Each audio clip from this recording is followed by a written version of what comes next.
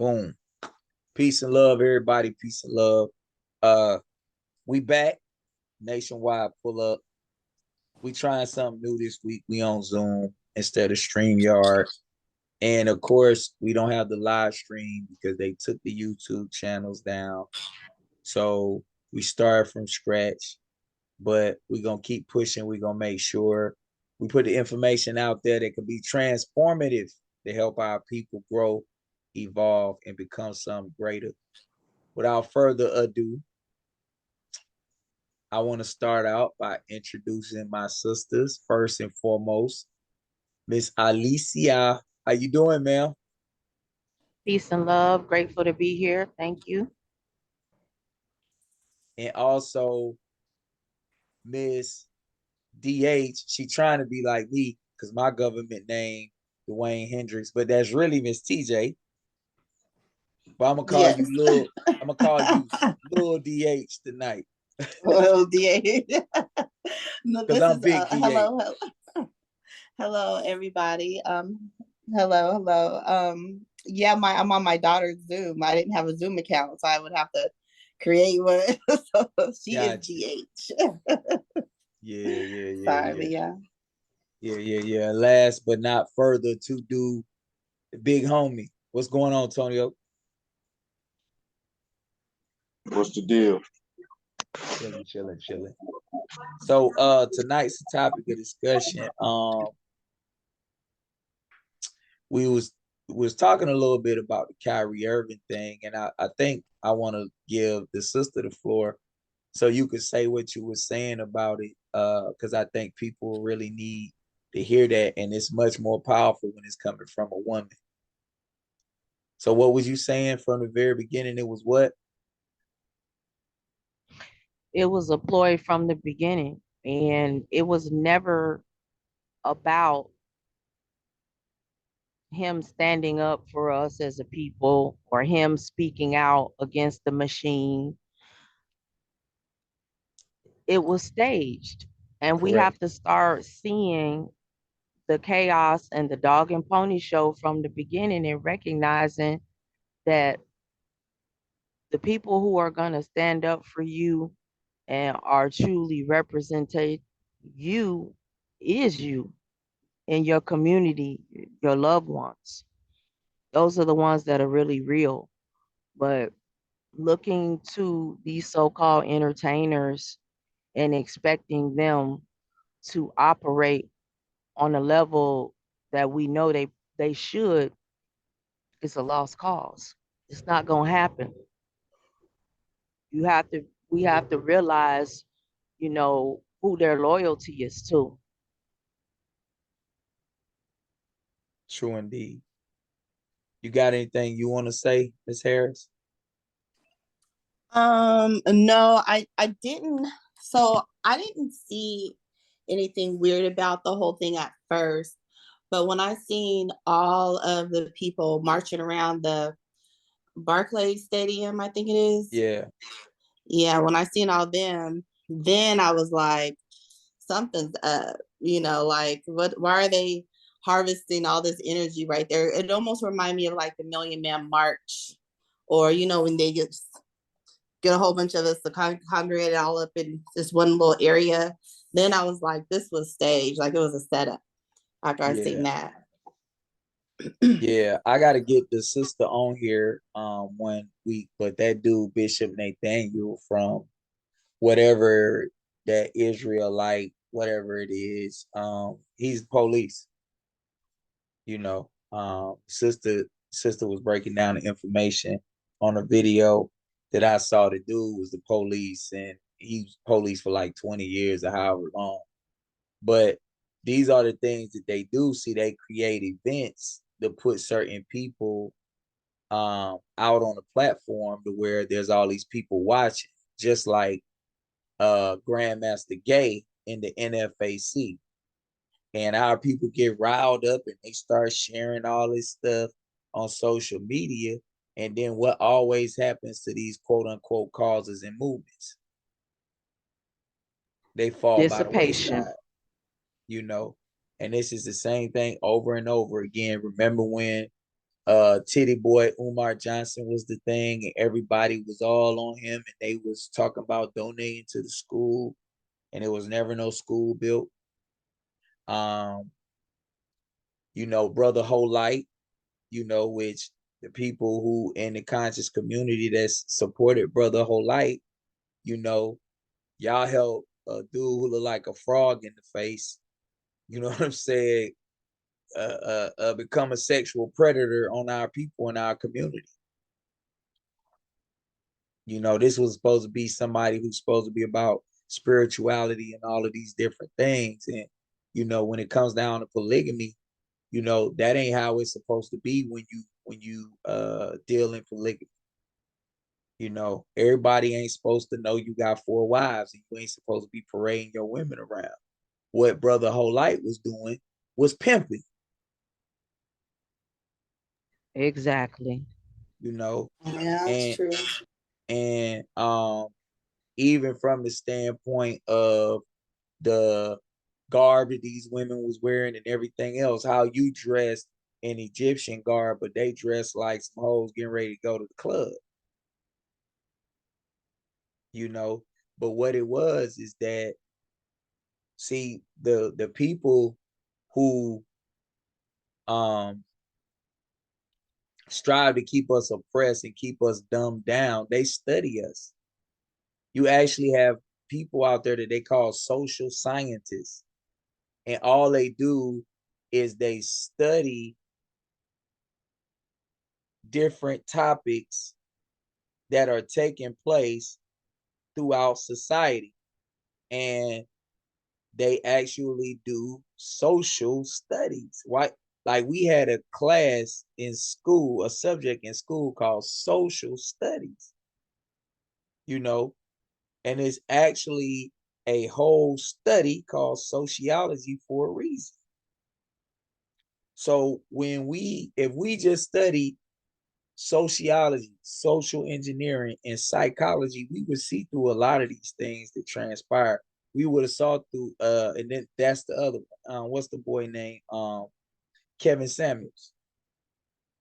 We would see through all of this stuff that be taking place, and all of these people that end up coming out of nowhere. Everything that they do get propagandized and sensationalized for a long enough time. They get all of these people behind them, and then whatever it is that they were doing or claiming that they was attempting to do for the people, or what they was trying to do for the community, it just gets thwarted and it's over with. And then everybody lines back up to be a fool and follow somebody else instead of becoming leaders themselves. That religion they indoctrinated us in, boy, it did a good job, boy. Because we got a bunch of people thinking that one of these people is gonna magically come save them.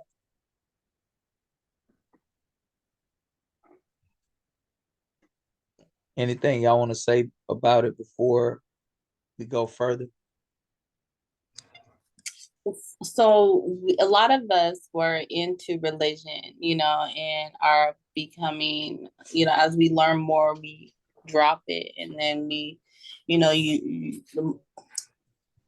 with new information, we change our mind, And so you were saying, you said that religion is, basically done a number on us, but I don't think it's more people trying to look for someone like a savior, but what it is you find somebody who or somebody from your town or whatever, a regular person finally making it, and then all of a sudden they flip, and it's just like you have hope for them. You know what I mean?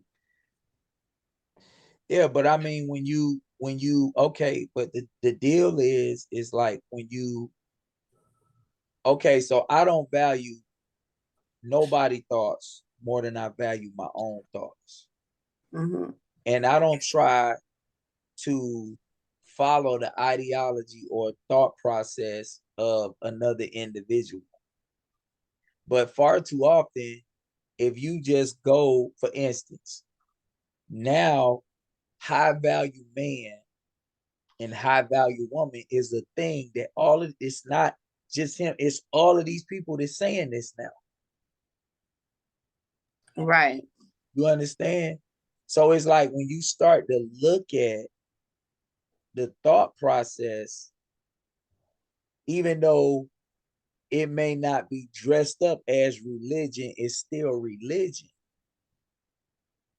because it's the ideology and the premise of you revering something that's outside of you and you place it on such a high pedestal that it becomes your God. So people will even second guess their own judgment based on something that what's his name, the powernomics dude will say, or um something that they heard Dr. Savy say or whatever. And I'm not saying that to slight Dr. Savy or anybody else.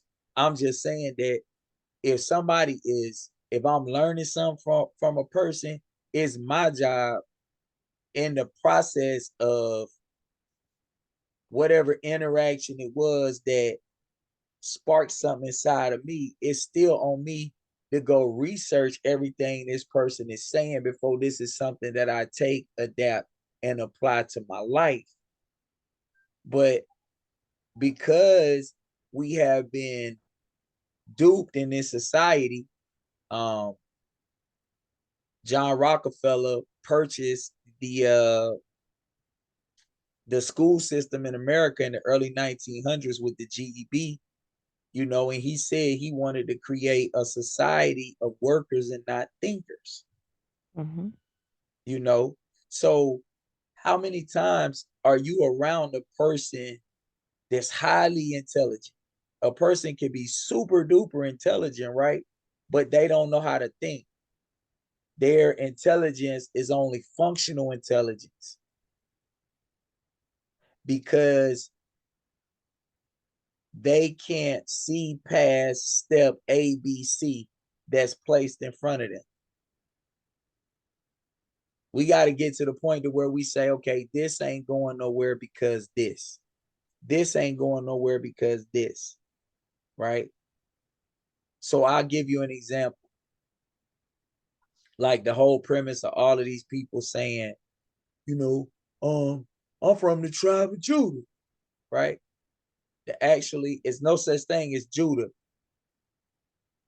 The term is actually Yahudah, right?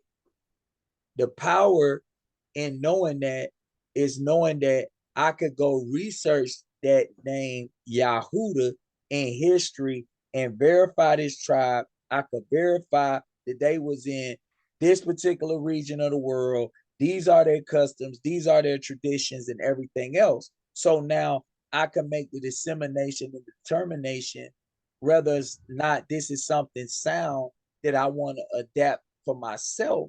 And if I'm going to do that, I'm not going to take the watered down name and title that was created through a religious premise, and I'm going to claim the actual factual name of this tribe, which I could trace to this region of the world. And I could say, man, if you look at this person and you look at this person, man, this person in their tribe look just like my Uncle Joseph.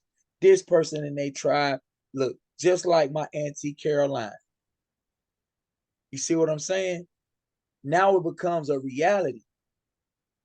But when you try to go into a premise and a construct that was created to marginalize the true spirituality, the true culture, and the true ethnicity of these people, then it becomes something different.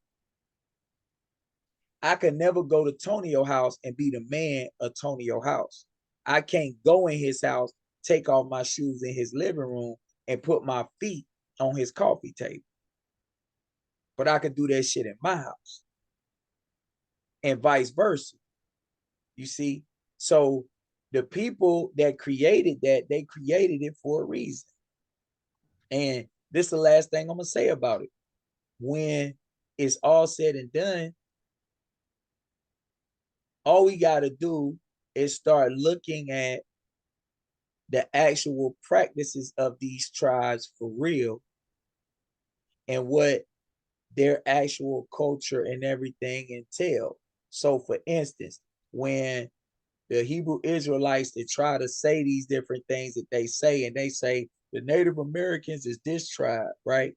When you look at most Native American cultures, they have what they call genocracy, which is a female government, a feminine government, a feminine principle that was always the wisdom of the tribe.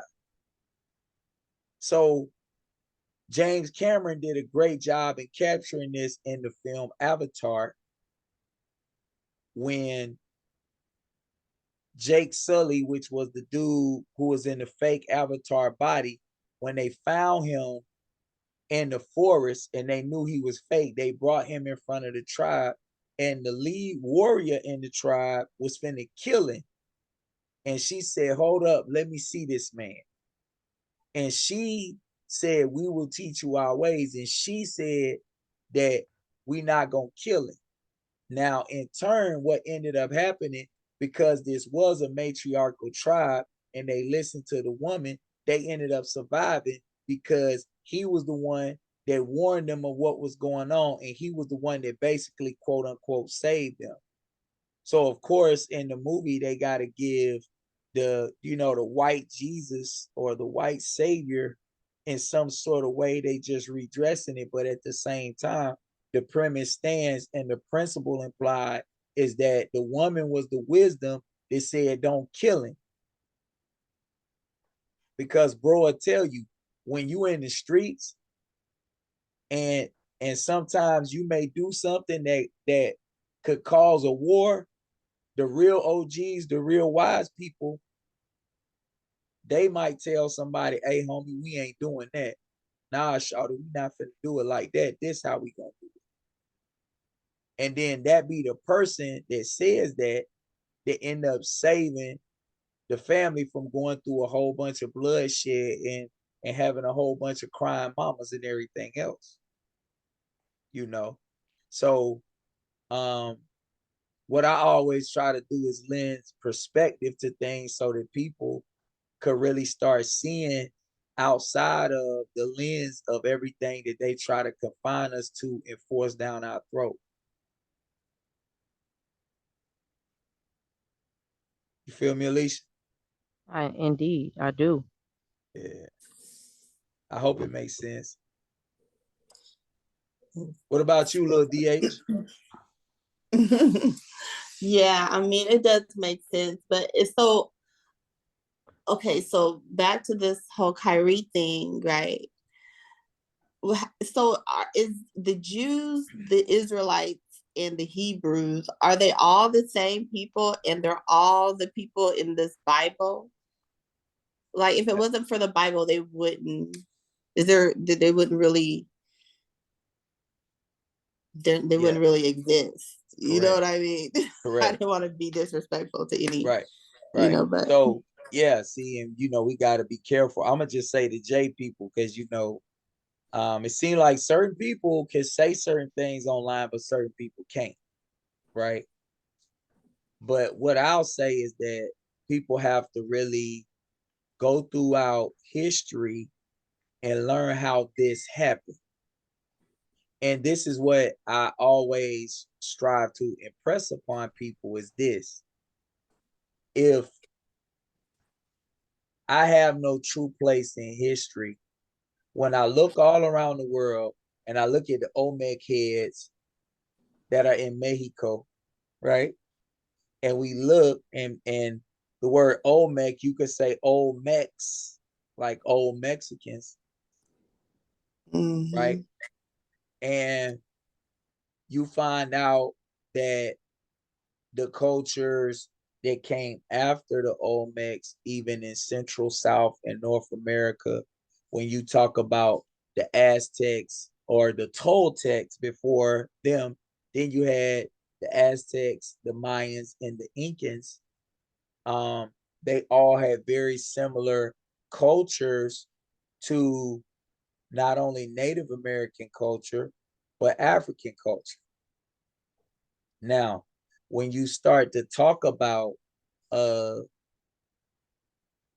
the Olmec people, the word Olmec, just as the Native American word she, XI, if you ever seen that people use that last name, and shout out to my sister Tasha She, um, it actually means rubber people as well. And the Olmec people were said to have been the people that brought the rubber plant into the Americas. And I got some science that I'm dropping in the new book about that, because it's going to help people understand some things about the Moorish Science Temple of America and the Nation of Islam and some of their teachings, and how it's really based on this science that's connected to the Olmec people. So it's going to be really deep. And see, what I be trying to do is that, like, I know that Noble Drew Ali was smarter than most of the people in his time, and that he had a lot of information at that particular day and time. So, and let me even rephrase that. I'm not even going to say he was smarter than a lot of the people at that time. He was gifted with certain information that gave him knowledge that preceded the people around him. So he was privy to certain things that sped him up, so to speak. So a lot of the things that he did, for instance, when you talk about the Circle 7 Quran, it's really the Aquarian gospel of Jesus Christ, right? And like, you'll see people in the conscious community, they bash Noble Drew Ali and they bash the Moorish Science Temple, and they be, in the debates. Yeah, that book y'all got, it ain't nothing but the Aquarian gospel of Jesus Christ. And, whatever they would say. But I really look at it like this. In the time that Noble Drew Ali was in the community doing everything that he was doing, he may have known, because they had pictures of him in Egypt. So he may have known about the pyramid text, and he may have known about, all of the Kemetic deities and everything else, but that was something that was so far removed from the people in his time, he probably wouldn't have been able to pull it off. Right. Because you have to meet people where they are. Right. So, and this is what I tell people who believe in religion. Watch this. For people who believe in religion, Mary Magdalene went to visit Jesus at the supper, correct? And the stone had been rolled, right? And Jesus wasn't in the grave; he was in the garden, and wearing a gardener suit, correct? Y'all know the story? Correct? No, And I that's don't I don't really know that story, but go okay. ahead. I'm Well, following. this is a part of the resurrection story. Mm-hmm. And he said, to her, go tell my brethren that I have ascended, but he had ascended not. So this is the whole thing about the rebirth and the resurrection and everything else, and how they propagandize it, right?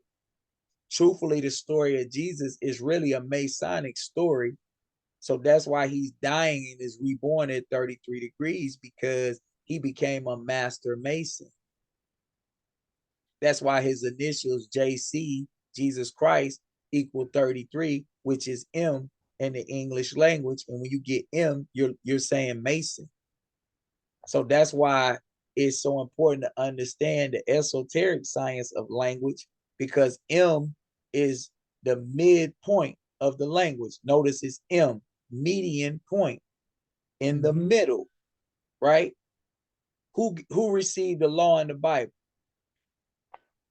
Moses. Moses. Who received the Quran? Is it Muhammad? Muhammad, I'm sorry. Yeah. right? What Right. what do they call Jesus? The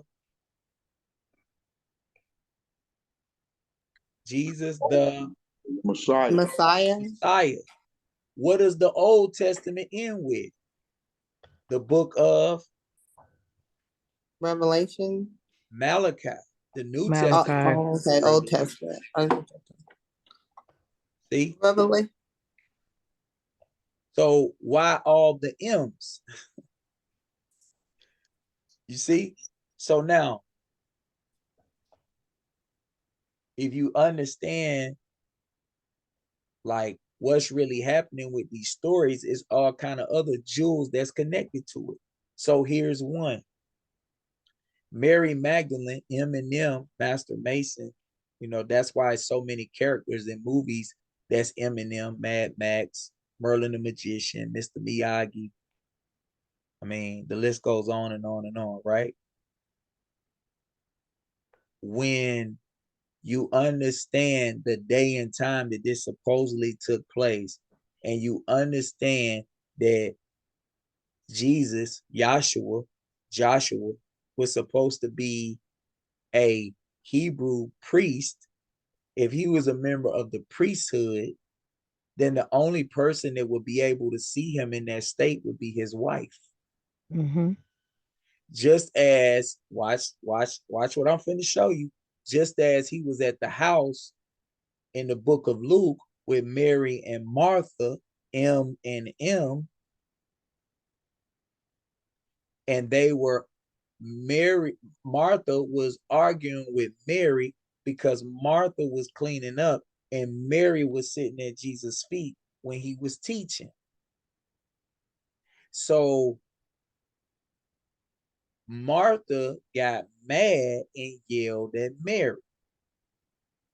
And Jesus corrected her and told her, don't do that. Now, Jesus, being a member of the priesthood, living in that day and time, could not be in the house at nighttime with Mary and Martha unless they were his wives. Correct. But people have to understand that these stories are offshoots of the original teachings of, in this case, Asar or Osiris. And in the Egyptian mysteries, Asar had a wife, Set, but he also had the wife of his evil brother Satuk, who was named Nebet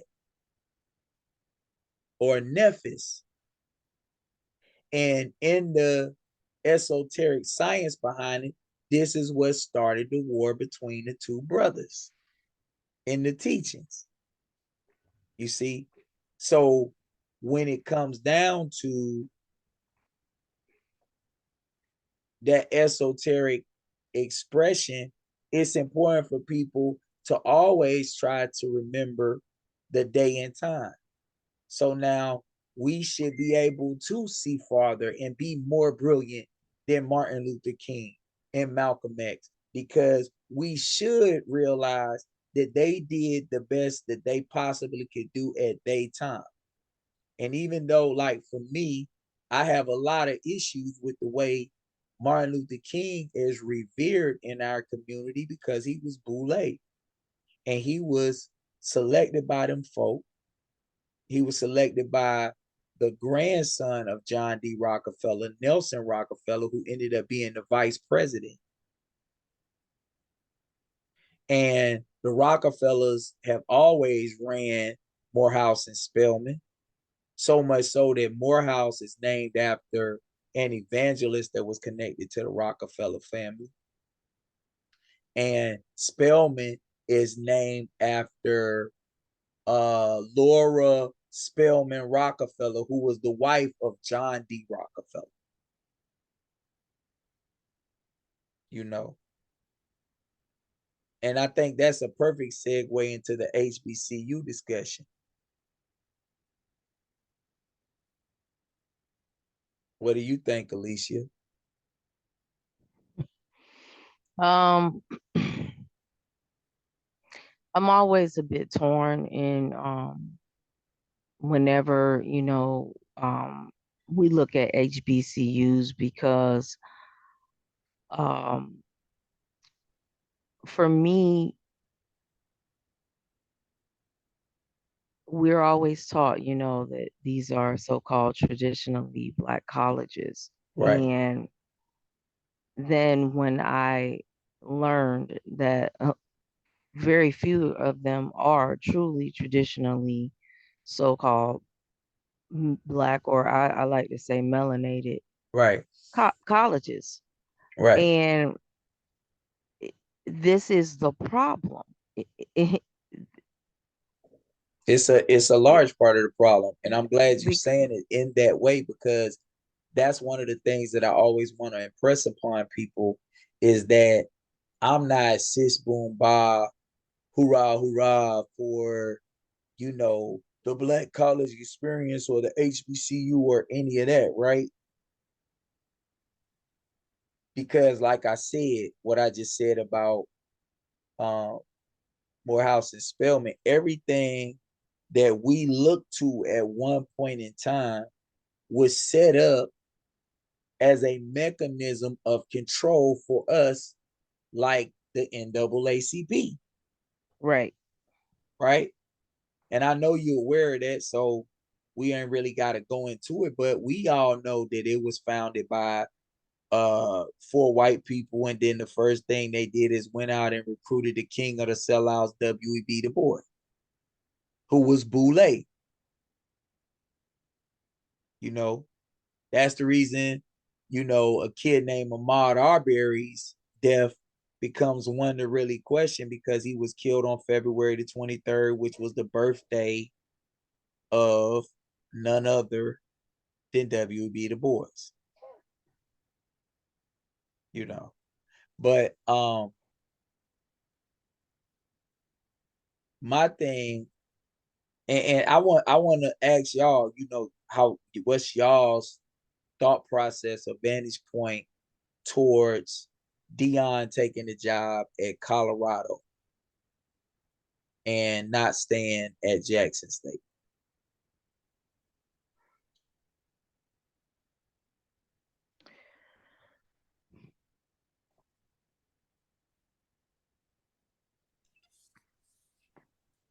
For me, uh, you know what? I'm gonna back on that one, because I don't want to be. Come on, man. Come on with it now. I mean, for You ain't got to me, put no cut on it. right. Well, for me, I could care less, and I'll tell you why. Because when it comes down to situations such as that, people make these decisions based upon loyalty to themselves, what their desires are, what their goals are. And with everything that we have going on, see, we got to get rid of this foolish symbolism. You know, a lot of us, think that, because we are melanated, that we all are fighting the same cause, but we're not. And so when Right. you're expecting people to operate from a certain vantage point based upon the fact that we're melanated, it's not going to happen. Um, and so you could look at it from, an array of, but I could care less, like one way or the other, because at the end of the day, that's his decision and he made it for his reason. Some people make decisions based upon what's going to give them more opportunities. Some people make their choices based upon what side of history they want to be on, and what legacy they choose to leave behind, you know. But I mean, we're also not in those boardrooms. But when you have an opportunity to see things from the other side, and understand and overstand how things work, in that upper room, then nothing surprises you anymore. Basically, the only thing that happens is that people reveal who they are. And if you're paying attention, you'll see.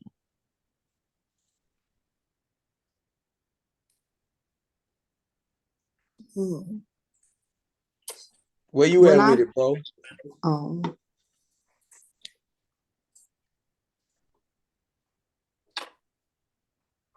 Go ahead, TJ. I'm listening. Okay, so when I first heard everyone getting, all wild up about it, I first was like, why are we tripping about this right here? It's another job. We don't stay at the same job forever, and it's more money. Not that he really needed it, but he do his diligence at the HBCU, and isn't it like, can we not move on? This is where I was going with it. I didn't understand why everybody was tripping. But then I kind of got some more insight, and I still feel like, we really shouldn't be concerned about it. Like, this is his decision. Coaches move around all the time, and like Dwayne mentioned, we can't look for someone to save us. We can't be looking for a savior. And I think Right. the people who are tripping on him staying there, are leaving, are looking for them to save him in a way. Yeah. Well, I think a part of it as well is that we have people that are bought into a lot of these paradigms.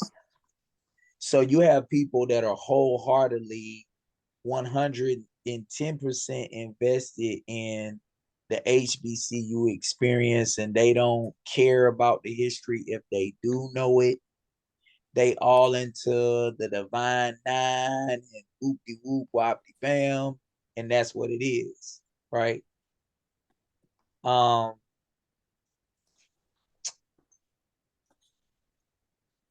my perspective, like I was saying earlier, my perspective is always coming from a standpoint of the inside out. So to give y'all an example,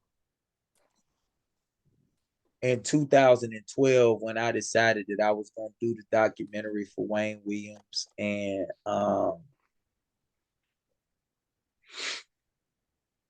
it was, guys in the city was like, man, only one of my homies was like, shout.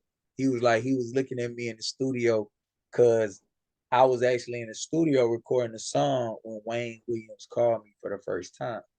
So I got it recorded on an old computer that we had in the studio.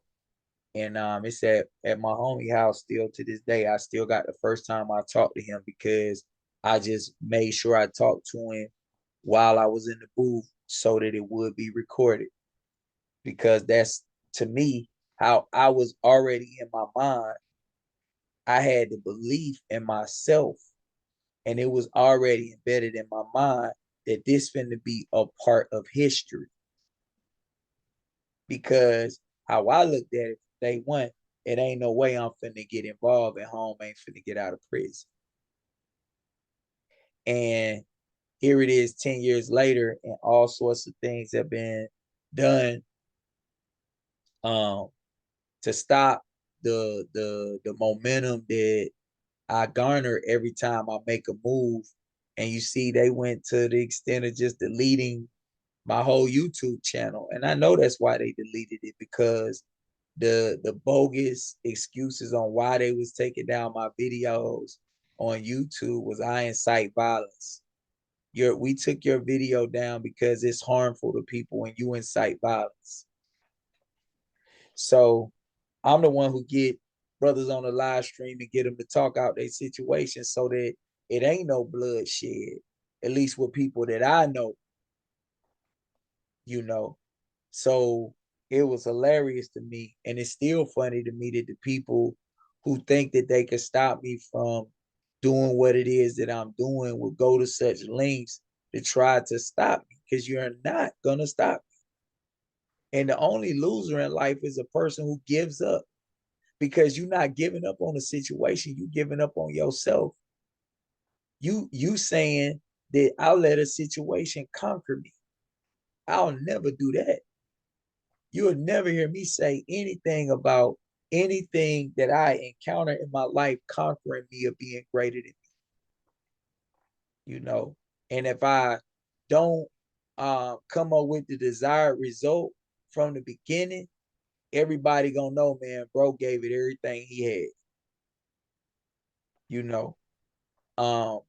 But um, how I look at the situation is because I look at things from the inside out, and I have such um confidence in myself. And it's one of the things that I respect, love, and admire about Deion, because I would say outside of Muhammad Ali, I don't know if we had an athlete that had a voice that spoke up in the public eye and had the same kind of um supreme belief in themselves. Maybe Floyd Mayweather. But from my vantage point, I think Deion Sanders is the greatest athlete I've ever seen with my two eyes. Because of his position, he is the greatest that ever did what he did in football.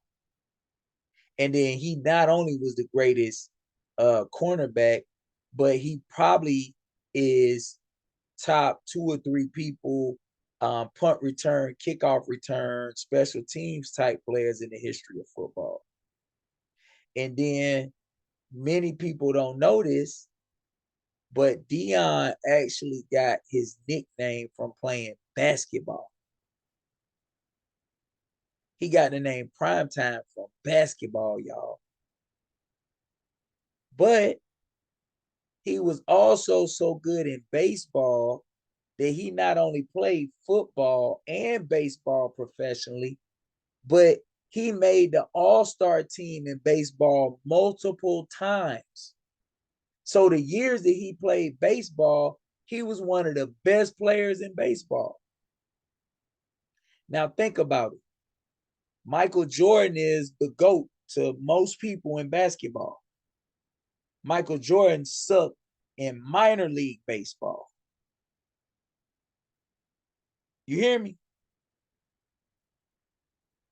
Y'all with me? Oh yeah. Can I get a witness in this motherfucker? So Deion went from playing in a baseball game in the daytime to flying, football game in the daytime to flying somewhere. I think it was like Cincinnati, from Atlanta to Cincinnati, and played in a baseball game that night.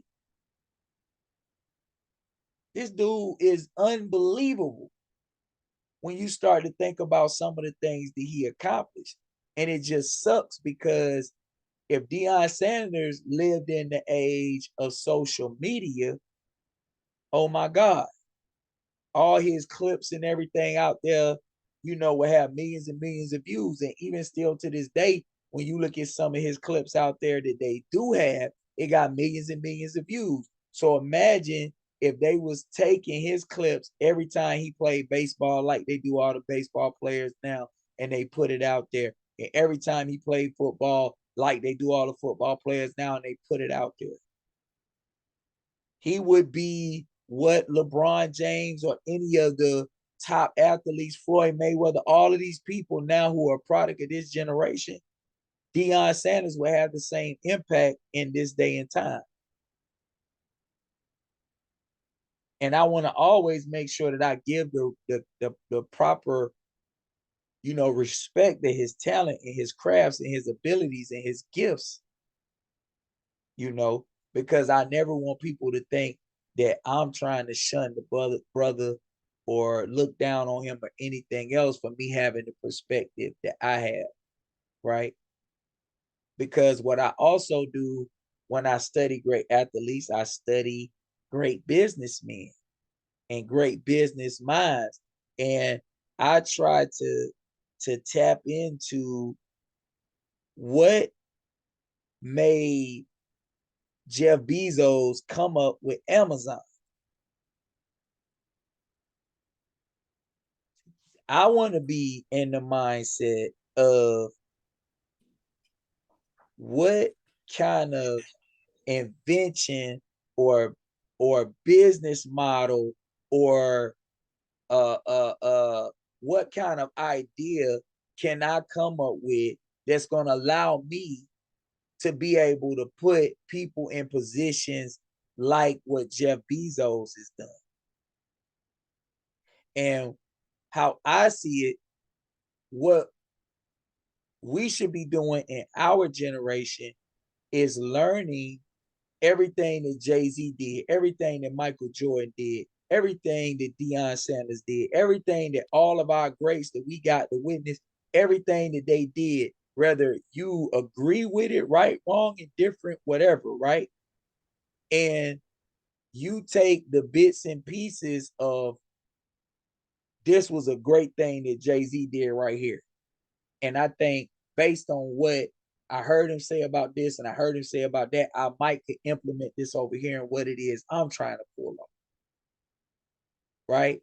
And then we supposed to be utilizing our gifts, our abilities, and our, you know, uh uh intelligence and our greatness to tap into what's gonna be the next phase.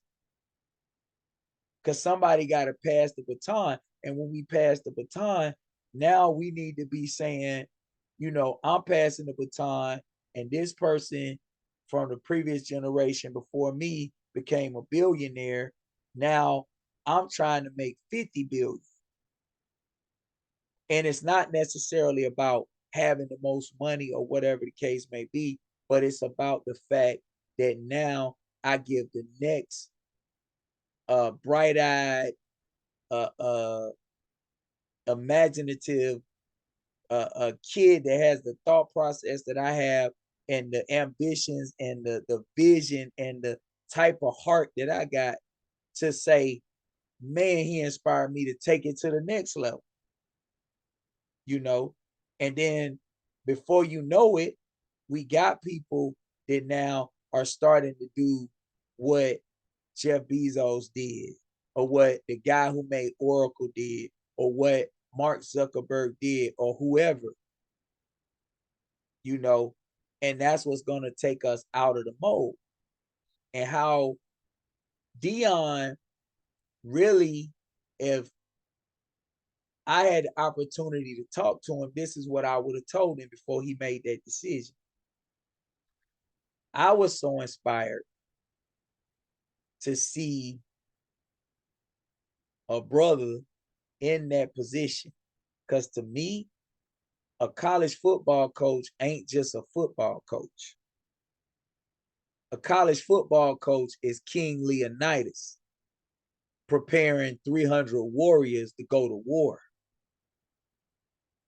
He's Marcus Aurelius preparing other gladiators to step into the Roman Colosseum.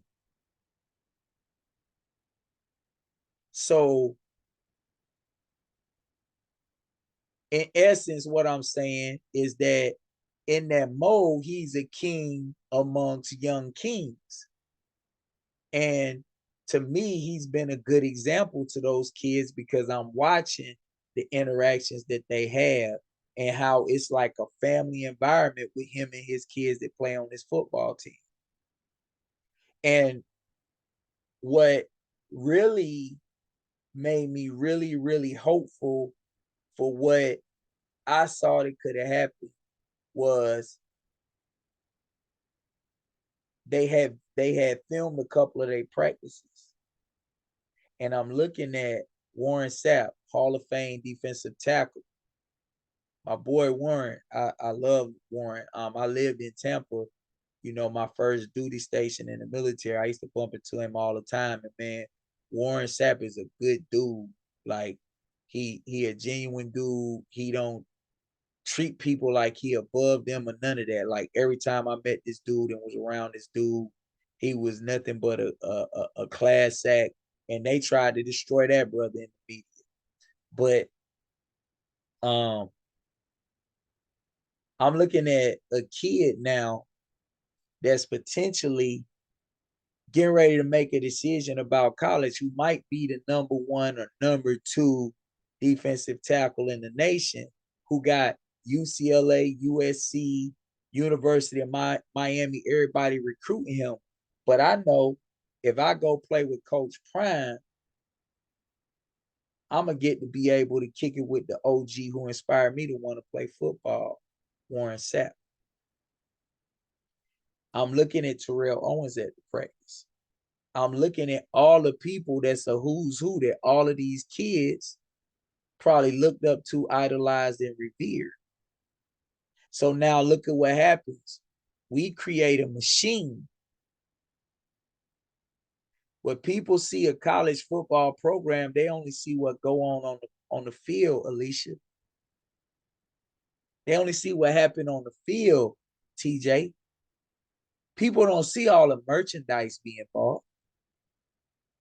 People don't see that every time there's a graduating class that this particular football or basketball program is creating. Like 1 year, Kentucky had 5 first rounders from a basketball team go to the NBA. That's 5 millionaires. And a basketball team only got 15 players. So now imagine a football program. Now, Alicia, you used to hoop, right?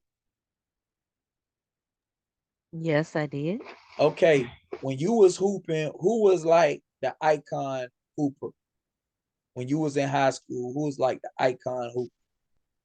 Well, of course, Jordan, but I was also No, women's basketball, Lisa Leslie, Lisa Leslie. Okay. and also what's his name, sister? That was my Cheryl girl. Miller.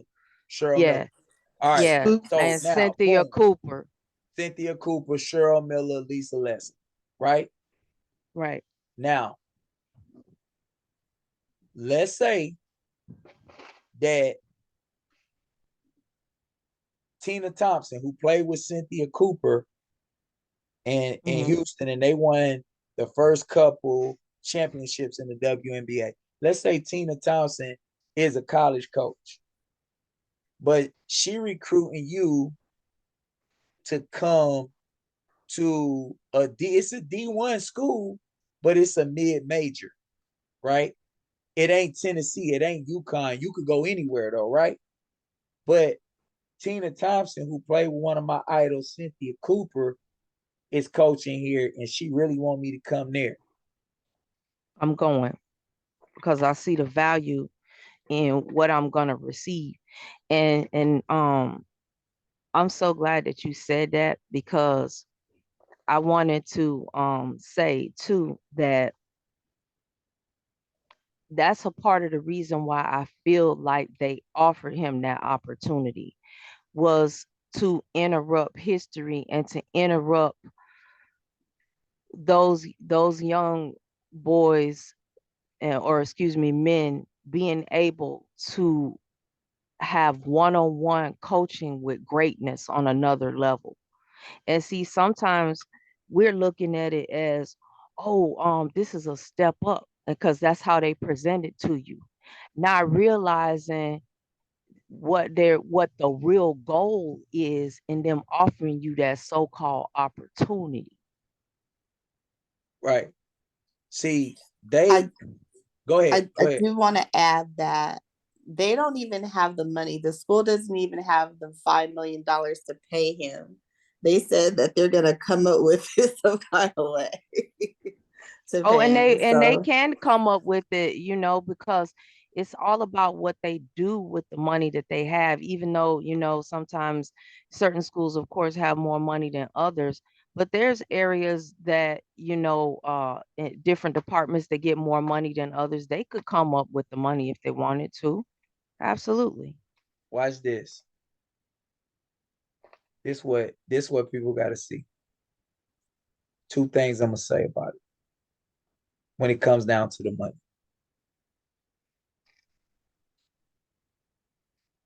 One is this. I'm not gonna disclose the name of the college basketball program, but when I played on one of the teams that I played for, they used to play in like pro-ams and different stuff like that. So well-known guy in the city of Atlanta, former street guy. You know, got out of the streets, did a lot of community work, and ended up being the person that helped. When I say this many hoopers in Atlanta get to the league, people who know like the infrastructure of the hooping in the city of Atlanta. I played for Coach Outlaw, and I'm pretty sure they can, from that point, they could put two and two together and try to kind of figure out the guy that I'm talking about. But this one particular guy, me and him sitting there chopping it up one day in his t-shirt shop. And when I'm chopping it up with this dude, he'll be on the phone, he'll be like, okay, coach, all right, that's what's up. I'll let him know. Be like, who that? Hey man, that's Jim Boeheim from Syracuse University. Hey man, that's yeah, that was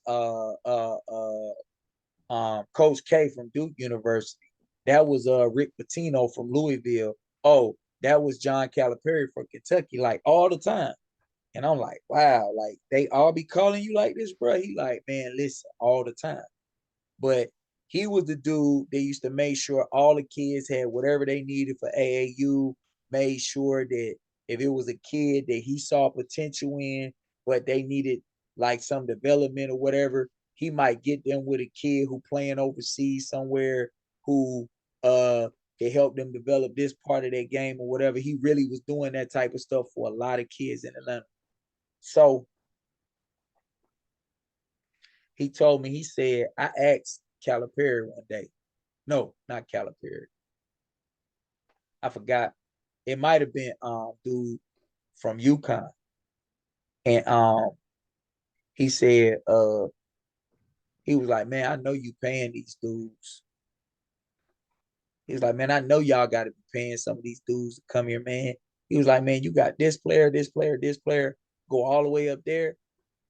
And dude told him this. He said, when you got a real program, you really don't have to play players no more, because everywhere they go, once people recognize who they is, they might eat for free in this restaurant.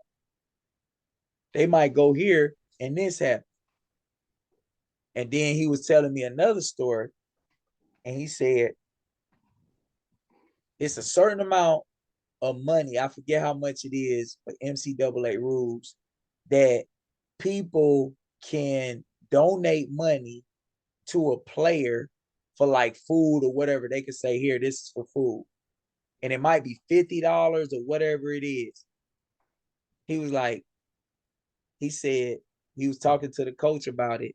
And the coach said, man, he said, all we got to do is have a meet and greet. He said, so when we have the meet and greet, he said, all the alumni, the people in the community and everything come to the meet and greet. We might do a quick scrimmage or whatever. They take pictures. They do this. He said, man, I saw it one year. He said, I sat and watched one of my players get $20 here, $50 here, $10 there, donation. That within 3 hours, he had 20-some thousand. Then he said, I watched another player get 30-some in about the same amount of time, another year. So people have no idea the actual money that's going into these programs. But the other thing is this. I'm Deion Sanders. Hey, Tyreek Hill, boy, I know you just got that big contract. Hey, look, bro, this is what I got going on, man. We need somebody to donate to Jackson State University, this fund right here. Hey, man, look, I need a favor. I know you got it connects with them people in Nike. This what we need. This what we need. This what we need. I'm Deion Sanders. I got access to every kid who getting the bag still in the NFL and all of the prior greats. Right. If he would have stayed in Jackson State University for 5 years, he would have been the most powerful man in college football, and he would have completely and totally destroyed the machine because all the players gonna go play for who? Exactly. Right. Now watch this. This is the last thing I'm gonna say, and this, I'll be done with it. And again, I don't hate Deion Sanders. I ain't mad at his decision because everybody has a right to make whatever decisions that they make for themselves. All I'm saying is we got to start thinking outside of the box, and we got to start figuring out how we could be J.P. Morgan, how we could be Carnegie, how we could be Conrad Hilton, right?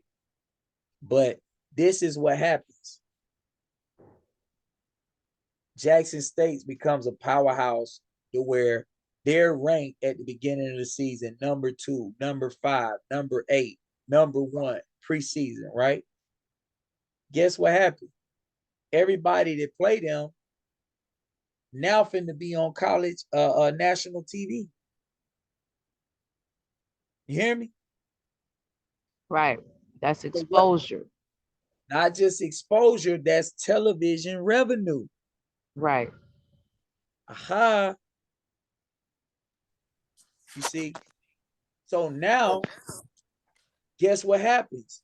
Every kid that played against this kid in high school that went to Jackson State that still want to beat them, they might go to Grambling. They might go to Southern University.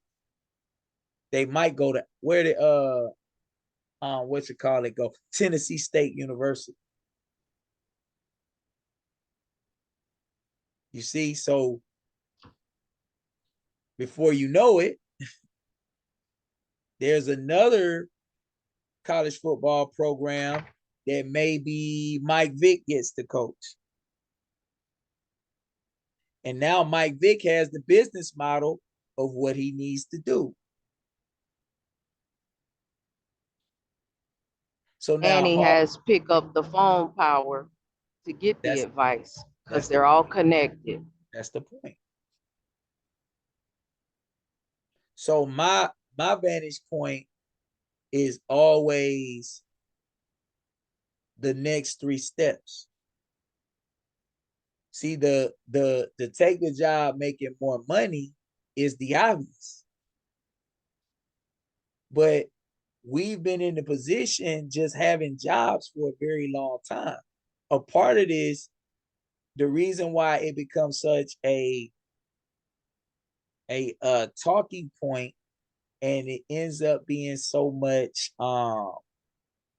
disrespect back and forth between brothers and sisters and stuff like that is because most of us have been placed in an environment that we are trapped into or forced into self-preservation, right? Right. And we are always having to utilize survival instincts, and a lot of us are living paycheck to paycheck. Whereas the people who have created this matrix to benefit themselves so well, they have portfolios and investment strategies, and they lay out agendas that they want to accomplish 50 years from now. You know, I always tell people this: when I was in the military, one of the people that was a legend was a man named Paul Wolfowitz.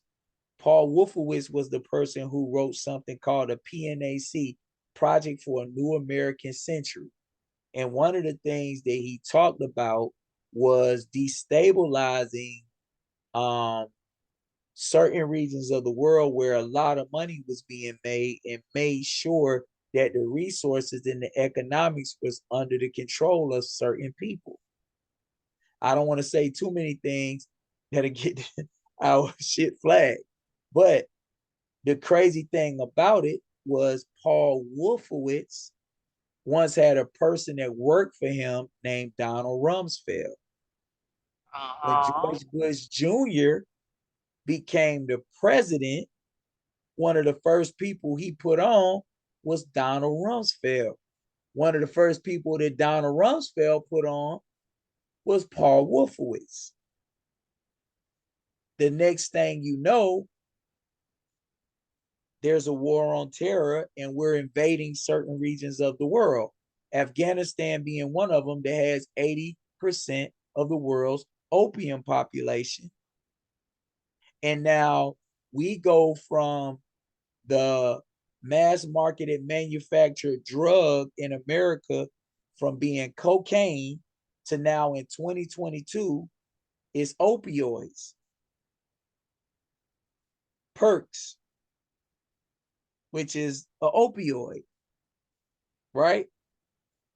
And this happened in less than 20 years. So why did we really go into Afghanistan? If y'all remember, I posted the video with Benazir Bhutto in 2007 saying that Osama bin Laden was already dead. And Benazir Bhutto was the prime minister of Pakistan. She actually named the man Omar Sharif, who supposedly had already killed, allegedly had already killed Osama bin Laden. Osama bin Laden, whose CIA operative name was Timothy Osman. Osama bin Laden, whose family was going to college in the United States. And the day after 9/11, on 9/12/2001, where all airports were supposedly be shut down, bin Laden's family was flown out of the country. Osama bin Laden, whose father had been in business with the Bush family for over 40 years. Wait a minute. So are you saying that drugs had a part in that? Who? Are you saying drugs played a part in that, opioid? Think about it. Okay, so when I realized, well, just when you just look at history, when I first realized that heroin, which is also like opioid, type of drug. It is an opioid. Yeah, so the heroin really hit hard once we were in that 70s war. Where was that? Vietnam. Vietnam, yeah. So I'm wondering now, did drugs play a part in that? Absolutely. Too? Absolutely. Yep. I got the whole And most breakdown. of those soldiers came back Heroin already addicted. And That's what all they those keys on that got found on that chase boat years ago and no arrest, just got swept under the rug. Right. Just like with the cocaine, if you understand what happened in the cocaine, the United States went down into Central and South America and Grenada and different places, well ahead of time. And that's what the whole deal with Manuel Noriega was all about. Remember when Rick Ross said, I know Noriega, the real He owed me Noriega, he owed me 100 favors. Mm-hmm. Because that they was bringing a lot of the cocaine in that was ending up in the port of Miami through the Panama Canal.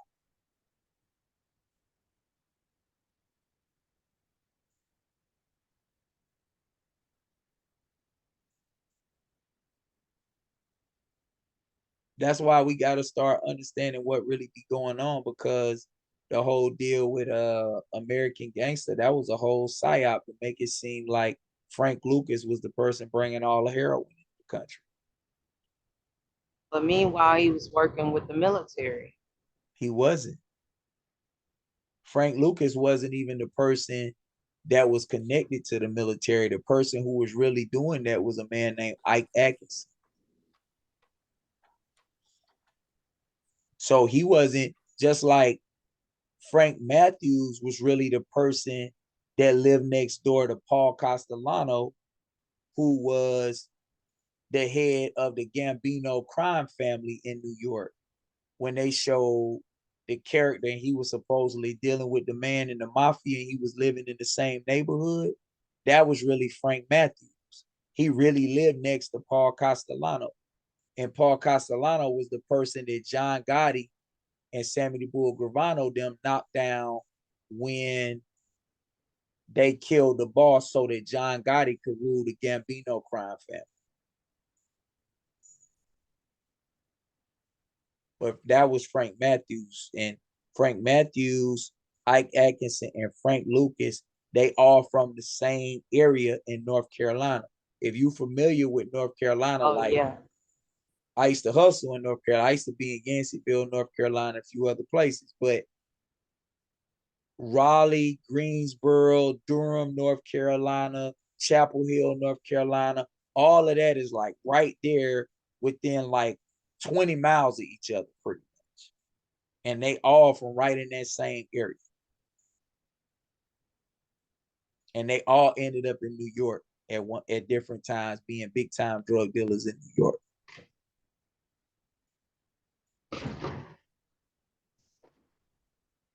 But that's how they use the movies.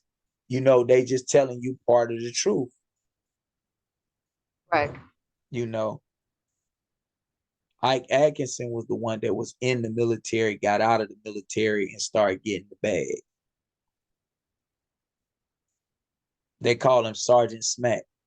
He did 20 some odd years or whatever.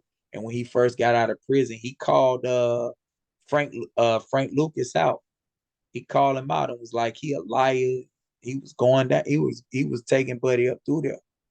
Basically like saying that Frank Lucas was a rat and that he was a fraud, you know.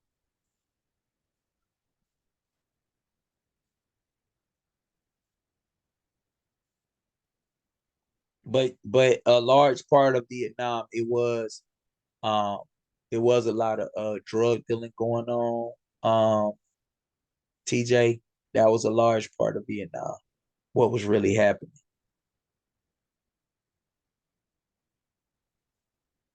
Most of the time when you see wars, what's really taking place, it's all about geopolitics and controlling resources. If it's a country and they don't got no diamonds, they don't got no, gold, or they don't got nothing that's of value in the world market, then they'll let them folk be over there and just kill the hell out of each other. They don't care about that. When you look at that Hotel Rwanda movie and you understand what was really going on with that, that was all orchestrated, you know, and they just let them be there just killing each other for a very long time before they stopped.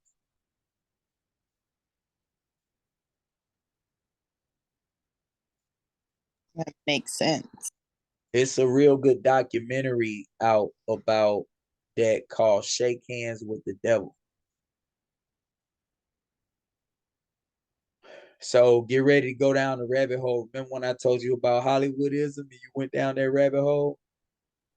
Yeah, what's it called? Shake Hands with the Devil? Yeah, Shake Hands with the Devil. It's a documentary about the genocide that took place in Rwanda, and a man named Romeo Belair, who was a Canadian military man, but he ended up working for the United Nations as a part of the UN peacekeeping mission in Rwanda.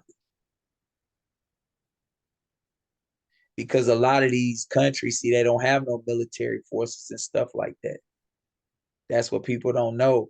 So the United Nations has to be in a lot of these places to stop a lot of the tribal wars and genocide that could potentially still take place. Just like they had the overthrow of the government in Liberia to install Charles Taylor. Y'all familiar with who Charles Taylor is? I'm not. Okay. Charles Taylor was a brother that was here in the United States in prison.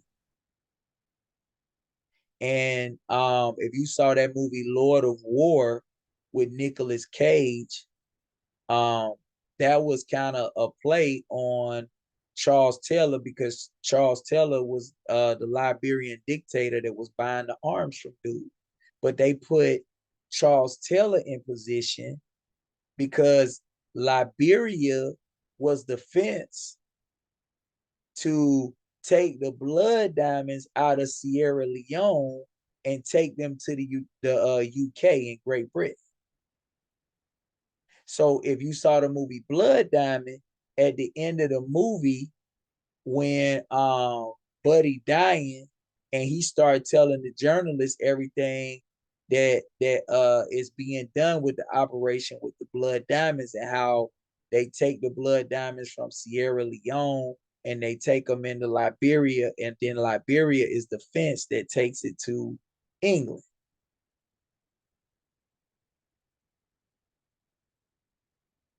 So what they did was the same thing they used to do with colonialism, but they put a black face on the colonialism and the dictatorship as Charles Taylor, who overthrew the Liberian government or the Doe family. And remember I was telling you about Liberia earlier, Alicia, and my ex-girlfriend? Yes. She got the same last name as the family that got overthrew in Liberia. And the reason they overthrew the thing in Liberia also, it wasn't just Charles Taylor, it was also about one of the tire companies in America wanted all of this land that they got over there because they had all of this rubber over there that they needed for the tires. I forget which tire company it was. I want to say it was Firestone or something like that.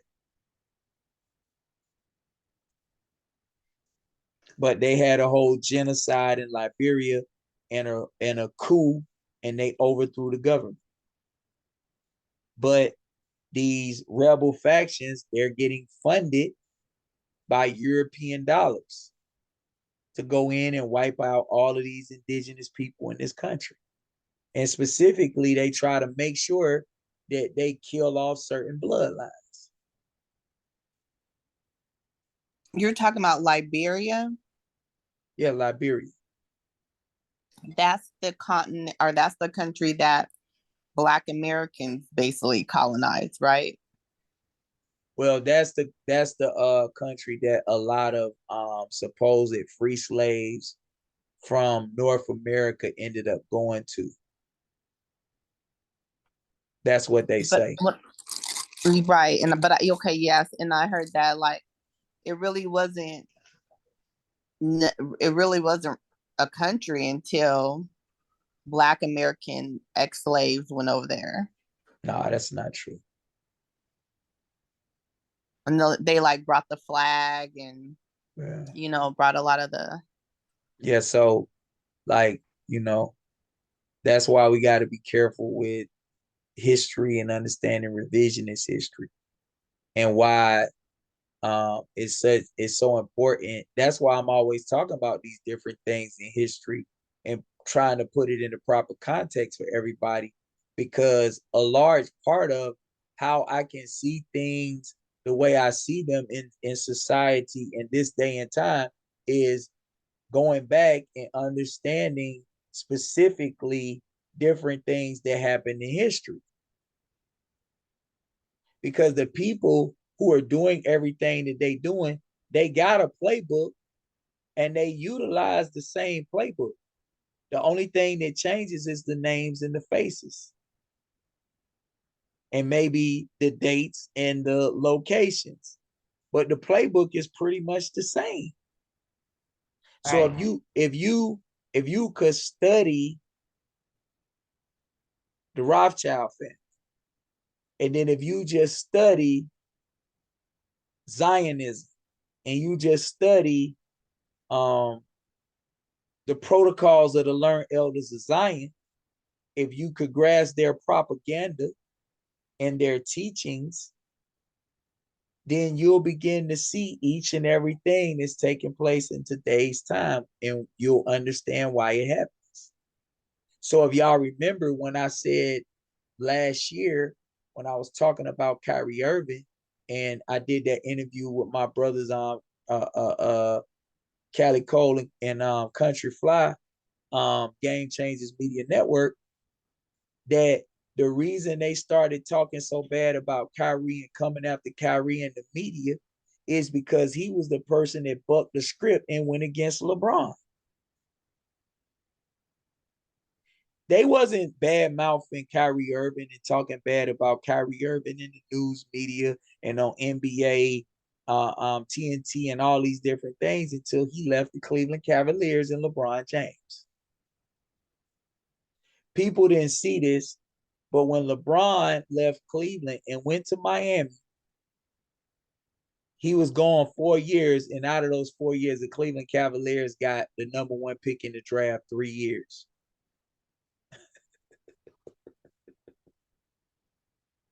You know how hard that is to do?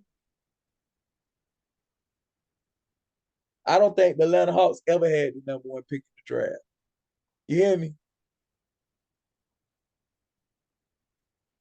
Right. So it's just like when you look at certain stuff, certain things just don't make sense. Like Golden State, they never had the #1 pick in the draft. Golden State was just an anomaly, and they put the right coach with the right players at the right time in the NBA.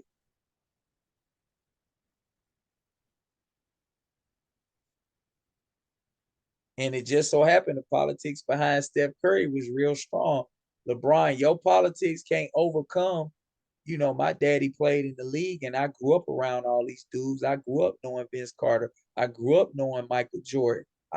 Grow up knowing all these dudes that's in the league. So my politics is way stronger than yours, LeBron. So you can't create narratives and get everybody to go against me. And we drilling every time we get out here and we play y'all. Especially once we got KD. You know. But people didn't see it until now.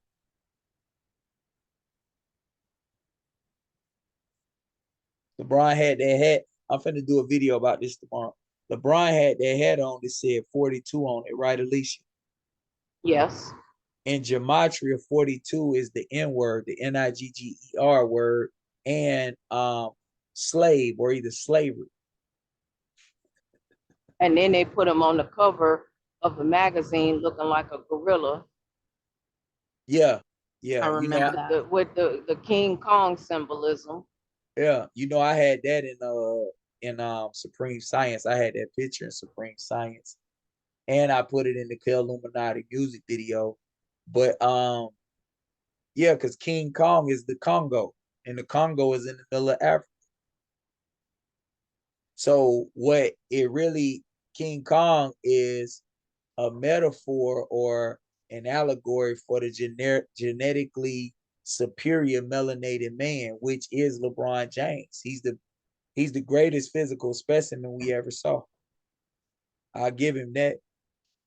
He just ain't the best basketball player. Maybe if he would have played football, if he would have stuck with that, he would have been the GOAT at that.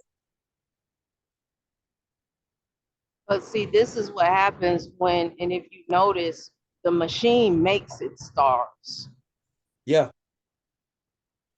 Yeah, they that's what see they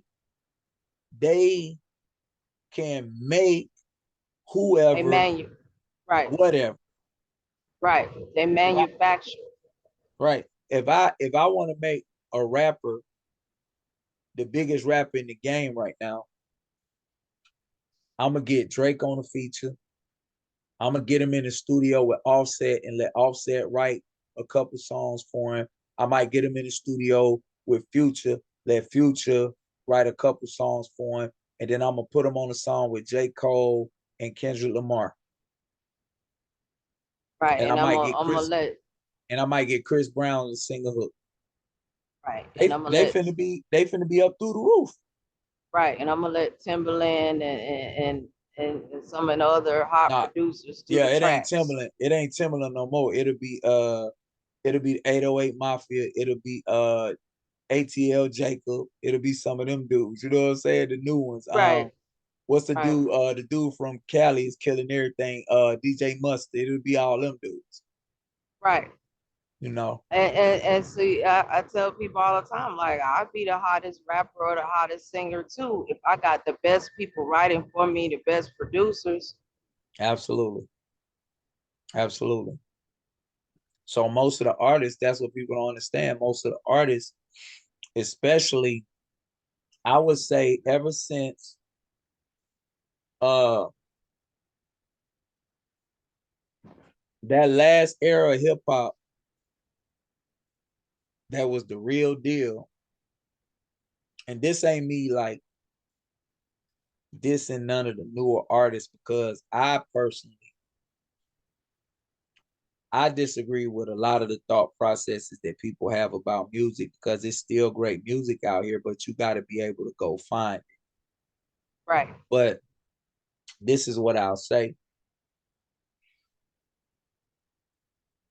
That era of hip hop, when Nas did If I Rule the World, all that, Oh yeah.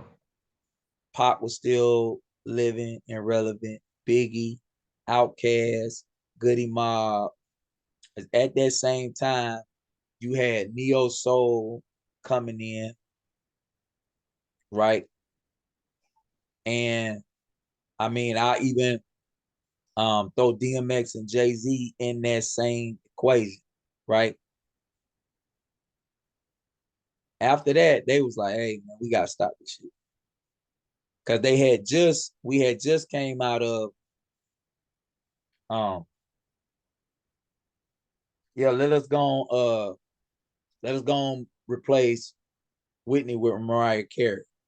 And let us go move Jodeci. Oh no, before Jodeci, let us move New Edition out the way, and we're gonna create New Kids on the Block. New Edition, New Kids on the Block. Right. Okay, let us move Boys the Men out the way who harmonize, and we gonna get 98 Degrees, the white boys who harmonize. Um, let us get Jodeci up out of here, and let's put NSYNC and the Backstreet Boys in there. And Right. then you just look at, what they did because in that era, the love in the music was Still unbelievable. there. Yeah. No, but what I'm saying is that the transmission of love in the music, and people didn't see it, but you know who was close to bringing that shit back, and this why they shut him down. Boy, T-Pain. Oh yeah. All T-Pain music, like at the time T-Pain was popping, they had Kid Cudi putting on the dress. It was all of these hip hop artists that was doing all of this overtly, elemental P community stuff. And, no disrespect, whatever is people preference, and that's what it is. But um, I don't understand why they don't put Jason Momoa in the dress. I don't understand why they never put Brad Pitt in the dress, but all our icons and all our greats got to put on dress. So I take issue to that. But at that time, that's what they was doing to a lot of the artists. But all of T-Pain music was always about a man loving, obsessing, desiring a woman. I'm at the bartender. You know what I'm saying? It's 50, 11 Right. girls in the club and ain't none of them hot. You know what I'm saying? And then he seen the bartender, and the whole song about this badass bartender that's in the club. I'm sprung. You know what I'm saying? She got me doing the dishes, anything she want for some kisses. You know what I mean? If you just go back and listen to his music, and then he was bringing that that goddamn boom boom boom. You know what I'm saying? That war drum that we used to go to war to in the Native American culture and African culture. That drum that we used to get into our fertility ceremonies and everything that we used to do. He was bringing that back in the music. you know. So, you know, we could be talking about this type of stuff forever. So I think we done been on here quite a while. I You could think go back to the Osmonds on that And the Jacksons, right? yeah, the Yeah, Jacksons. I posted that the other day. I was like, oh my God, I just heard about them. yeah, And you're right, people didn't notice it then because my aunt was like, you think that she was like, and she posted another YouTube video. She said, you're not the only one that compared them. She never right, thought to compare the two. right. What about what else I told you about on that post when I commented? You remember the other one? With the well, who the New Kids on the Block, and you mentioned those. Fugees and the Black Eyed Peas. Oh right, yeah, you did. You and said the Fugees. even TV shows like you got Girlfriends, and then you got uh what was the one where they basically Sex in the carbon, City. yeah, and you know they copy, but they put more money and more advertisement and more marketing behind, so people say, oh, this is way bigger. Yeah, because Right, they Mm-hmm. made it bigger. right. But Now see, watch this. we just have Go ahead, go ahead. I'm sorry. I thought you was done. Go ahead. I I apologize. just, oh no, no worries. I just think that it's important where we have to keep our character and our integrity intact, because in doing that, you know, you're gonna have to learn how to be okay with not necessarily being the out front person or not necessarily making the same amount of money, but standing in your greatness, because that is your legacy and that's where you win, and that's where, you know, the ones that are coming behind us are looking to greatness. And we Right, have to but realize that everything that gets presented to us is not always an opportunity. It's a strategic move. right. But also the thing is that when music is right and is real, it's divine and it's timeless. So Right. Prime McKnight may not have been the biggest recording artist during his But he, time, but he could still perform One Last Cry right now, and it's gonna be some grown ass over 40 women in that audience crying. yeah, because his voice was so beautiful, Right. and you could hear the love in his voice and the vulnerability and the humanity, you know, and that's something that can't be replaced. Auto tune can't do that. And even Right. when you go back and listen to the songs and the words and the meaningfulness in the music, and you just have to decide, you know, what Right. side of history you want to be on. Because look at even to today, like you put on a Marvin Gaye record, you know, or even a Luther Vandross, like that's beautiful music. Yeah. They can they've been gone. Look how long Marvin Gaye has been gone, and his music is even relevant. What's going on is still present day. Right. And what I tell people about all that is that mean we really ain't made no progress like they think we have. All that Right. has happened is that they gave us pacification by giving a few people fake billionaire status, and now they use that as the dangling piece to say Kanye West a billionaire, so we can't complain. We can do this, we can do that. Not wanting to look at a game that's rigged up against us, and not saying that we shouldn't strive and that I make any excuses for myself, but it's not just as cut and dry as people would like to make it, you know.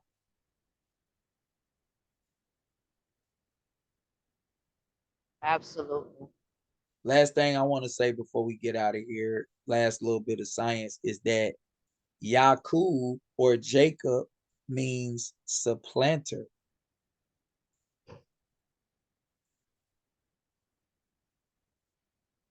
So now you think about what you just said about they'll create something that's the exact replica. And what do? Market it and promote it more. Right. Yeah. So anything before we get out of here? No, we covered pretty much everything. Okay.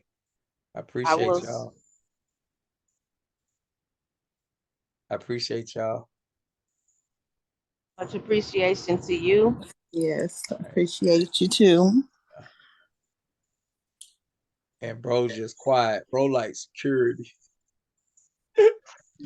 Peace and love, everybody that watches this. Nah, I was in there, man. You just closed it out at the end and said what I was gonna say, so I'll let you run with Oh yeah? Okay. it. All right, bro. Well, peace and love to everybody. Yeah. We'll be back next week. We're gonna do another one. Me and Alicia also getting ready to do a health and wealth live stream. So we're gonna be talking about holistic health, and she gonna be giving us all them jewels about 35% hydrogen peroxide and the benefits of fasting and chlorella and turmeric and all of these great things that we need to be learning about, right, sis? Yes, I'm excited. Cool, cool, cool. All right, I'm gonna stop recording. Peace and love, family. Y'all make sure y'all like, share, subscribe. The Real Young Bread, DAREALYOUNGBRED